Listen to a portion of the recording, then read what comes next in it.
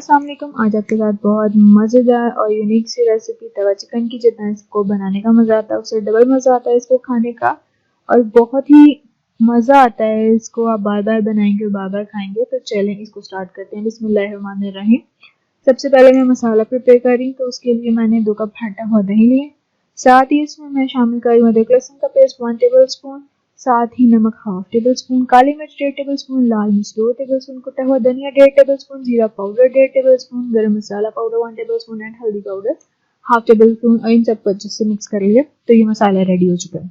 इसके बाद मैंने चिकन के 3 लेग पीसेस लिए हैं और 2 ब्रेस्ट पीसेस लिए, और इन सबको आप नाइफ की मदद से अच्छी तरह कट्स लगा लें।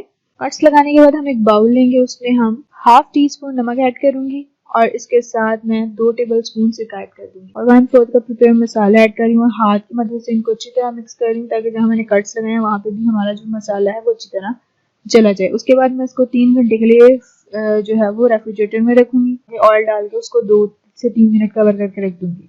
देन उसके बाद अब मैं एक ग्रिल पैन ले रही हूँ, उसमें मैं ऑयल ऐड कर रही हूँ। 2 टेबल स्पून ऑयल ऐड कर दिया मैंने इसमें, और ब्रश की मदद से आप इसको ग्रीस करेंगे और इसमें चिकन मैरिनेटेड हम रख देंगे।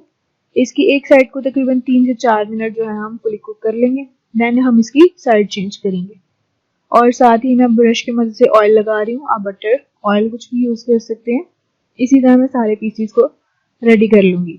अब मैं तवे के ऊपर 2 टेबल स्पून ऑयल ऐड किया और इसमें मैंने जो ग्रिल किया हुआ चिकन था वो ऐड किया। अगर आपके पास ग्रिल पैन नहीं है तो आप डायरेक्ट तवे के ऊपर, जरूरी नहीं है आपने ग्रिल करके ही ये करना है। तो प्रिपेयर्ड मसाला मैं इसमें 1/2 कप पहले ऐड कर रही हूँ अच्छे से, और साथ ही इसको लो मीडियम फ्लेम के ऊपर हम कुक करें, और इसको 4 मिनट के लिए हमने मजीद जो है वो कुक किया।